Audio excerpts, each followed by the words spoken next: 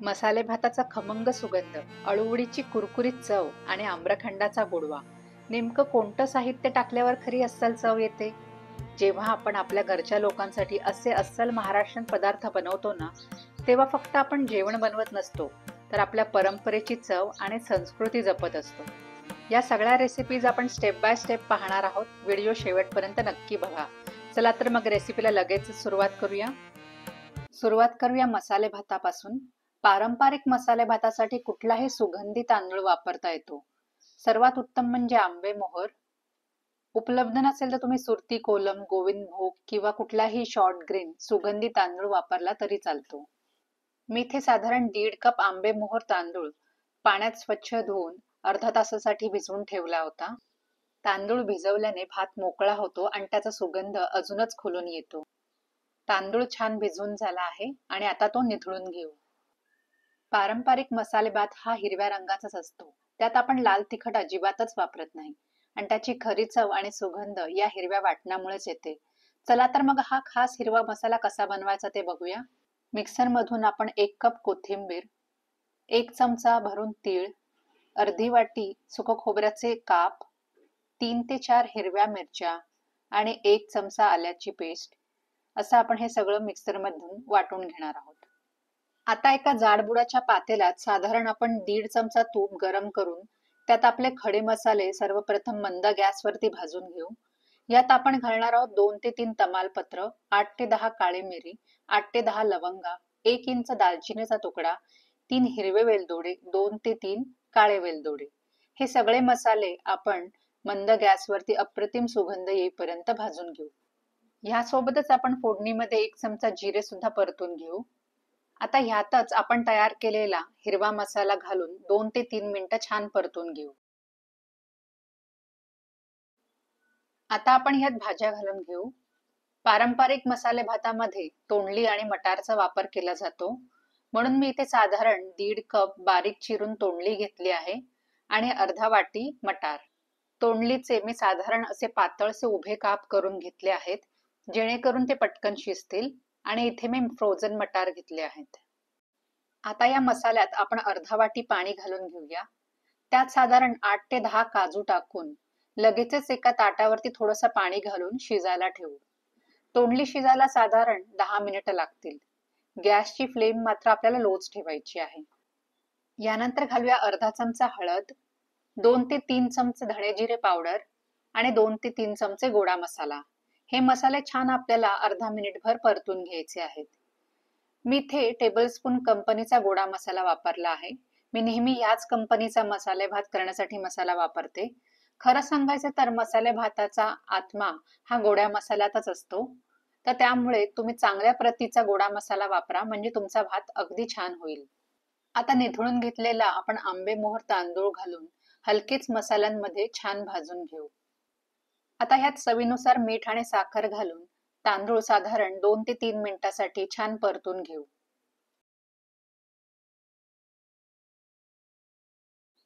तांदूळ परतला की तो शिजताना तुटत नाही आणि मोकळा होतो. तांदूळ परतताना मी साधारण यात अजून 1 चमचा तूप घालून घेते आहे. आपला तांदूळ परतून झालाय. यात आपण साधारण 3 वाट्या पाणी घालून घेऊ. आपण 1.5 वाटी तांदूळ घेतला होता, तर त्याच्यासाठी दुप्पट म्हणजे 3 वाटी पाणी घालून घेऊ.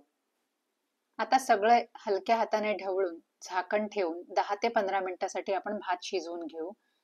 लक्षात ठेवा, आपल्याला मध्ये झाकण उघडून ढवळायचं नाही आहे, जेणेकरून आपला भात मोकळा होईल. बघा मंडळी, आपला पारंपरिक खमंग मसाले भात तयार झाला आहे. आंबे मोहर तांदळाचा सुगंध, हिरव्या मसाल्याची ताजगी, गोड्या मसाल्याचा डेप्थ आणि खड्या मसाल्याचा अप्रतिम वास. अशी चव तुम्ही एकदा केलीत की पुन्हा पुन्हा कराल. आता आपण घरच्या घरी सोप्या पद्धतीने आम्रखंड कसं बनवता येईल हे स्टेप बाय स्टेप बघून घेऊ. श्रीखंडासाठी लागणाऱ्या चक्का आपण घरच्या घरीच बनवणार आहोत. सगळ्यात आधी आपण दूध विरजून घेऊ. इथे मी 1 लिटर म्हशीचं फुल फॅट असलेलं दूध उकळून घेतलं आहे आणि आता ते छान कोमट झालं आहे. विरजण लावताना दूध कोमट असणं गरजेचं आहे. आता ह्या 1 लिटर कोमट दुधात आपण साधारण 1 ते 1.5 चमचा आंबटसर असं दही घालून घेणार आहोत.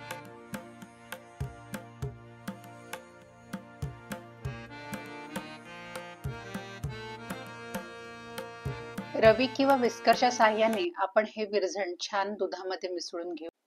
वातावरणात थोडा गारवा असल्यामुळे मी विरझण कॅसरोलमध्ये लावून घेतलं आहे. आता मी हे एका टॉवेलच्या साहाय्याने झाकून घेते आणि 7 ते 8 आपल्याला असंच हे झाकून ठेवायचं आहे. 7 ते 8 तासांनंतर छान आंबटसर आणि घट्ट दही तयार होतं. दही चांगलं जमलं तरच चक्का नीट तयार होतो. आता आपलं पुढचं काम आहे घट्ट पनीर सारखा चक्का मिळवण्याचं. त्यासाठी आपल्याला हे विरजलेलं दही गाळून घ्यायचं आहे. इथे मी एक पातेलं आणि त्यावरती चाळण ठेवली आहे आणि ह्या चाळणीत आपल्याला एखादं स्वच्छ पांढरं सुती मलमलचं कापड ठेवायचं आहे. आता आपण दही गाळून घेऊ आणि जितकं निघेल तितकं पाणी हाताने दाबून काढून घेऊ.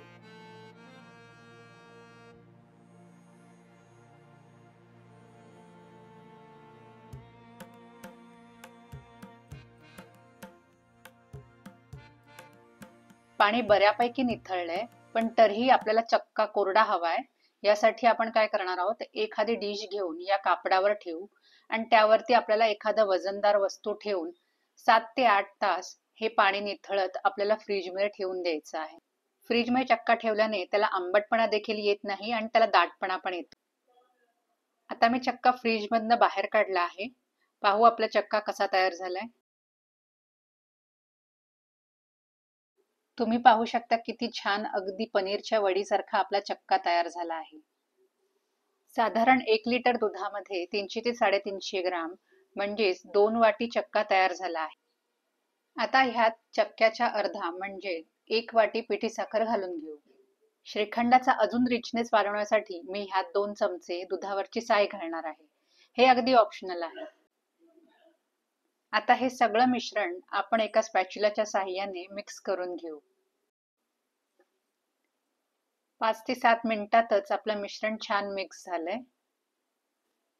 आता हे सगळं मिश्रण अजून छान मिळून येण्यासाठी आपण एखाद्या पुरण यंत्रातून किंवा चाळणीवरून चाळून घेणार आहोत.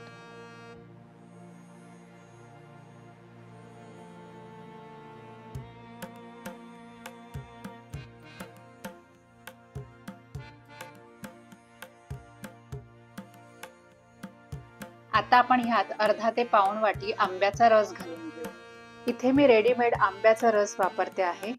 तुमचा रस फारच पातळ असेल तर तुम्ही तो कढईत घालून थोडा शिजवून घ्या, म्हणजे त्याला दाटपणा येईल. आता रस छान श्रीखंडात मिसळून फ्रीजमध्ये सेट करण्यासाठी 1 ते 2 तास ठेवून देऊ. तयार झाला आहे आपलं घरगुती आम्रखंड. आता झटपट परफेक्ट अशी अळूवडीही बनवून घेऊ. अळूवडीसाठी पानं निवडताना त्यांचा देठ बघून घ्यावा. नेहमी काळपट काळ्या रंगाची देठाचीच पानं घ्यावी. मी इथे मध्यम आकाराची 10 पानं घेतली आहेत. सर्वप्रथम आपण ती पानं स्वच्छ धुवून कोरडी करून घेऊ. आता ही जाडसर शीर बघा. अळूवडीचा रोल करताना तुटू नये म्हणून आपल्या ह्या सगळ्या शिरा काढून घ्यायच्या आहेत. सर्वात आधी पान उलट करून सुरीच्या साहाय्याने या शिरा आपण अलगद रीतीने काढून घेऊ.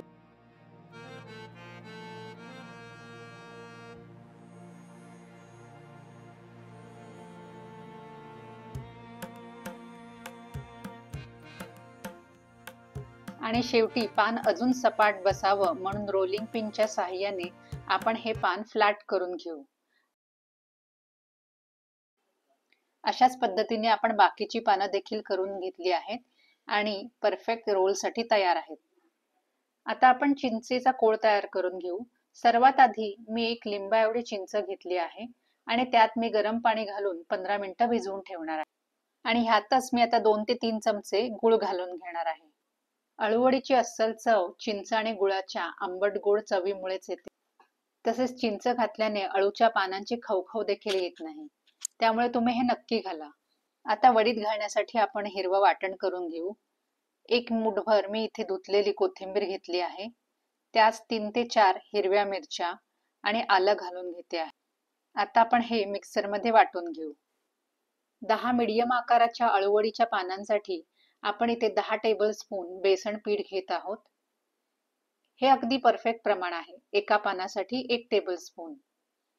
आता ह्यातच आपण 1 टेबलस्पून तांदळाचं पीठ घालून घेऊ. तांदळाच्या पिठामुळे अळूवडीला कुरकुरीतपणा येतो. आता ह्यात घालू 3 चमचे भरून तीळ, अर्धा चमचा ओवा, 1 चमचा बडीशेप. बडीशेपमुळे अळूवडीला खूपच छान चव येते.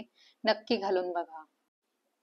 तयार केलेलं हिरवं वाटण, 1 ते 2 चमचे नारळाचा खव, 1 चमचा धणे जिरे पूड, अर्धा चमचा चवीपुरतं मीठ आणि वडी हलकी होण्यासाठी मी चिमूटभर खायचा सोडा देखील घालणार आहे.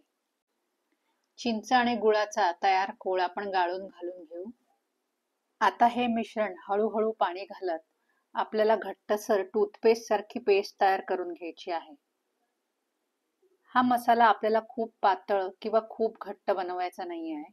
अगदी पानावरती नीट पसरता येईल एवढा आपल्याला घट्टसर बनवायचा आहे. पानं उलट सुलट ठेवून आपल्याला 3 ते 4 पानांचा रोल बनवून घ्यायचा आहे. पेस्ट सगळीकडे एकसारखी लागली गेली पाहिजे. आता आपण रोलिंगला सुरुवात करू. दोन्ही बाजूच्या कडा घट्ट दाबून घेऊ आणि त्यातली हवा काढून घेऊ. आणि आता खालून वर घट्ट गुंडाळत जायचं आहे. हलकं दाबत दाबत त्यातली हवा काढत आपल्याला रोल खेचून खेचून गोल बनवायचा आहे. रोल जर सैल गुंडाळला गेला तर तेलात तळताना सुटण्याची शक्यता असते. त्यामुळे रोल खेचत खेचत गुंडाळून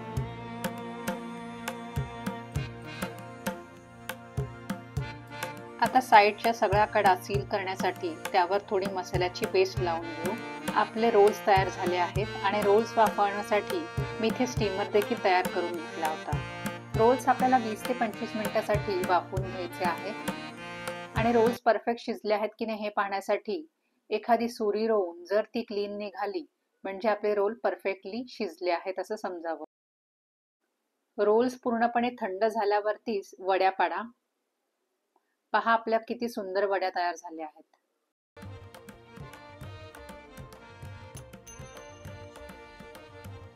दोन ते 4 वड्या मी तुम्हाला डीप फ्राय करून दाखवणार आहे.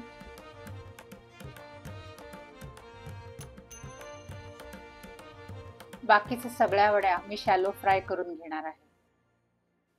आपल्या खुसखुशीत आणि खमंग अळूवड्या तयार झाल्या आहेत.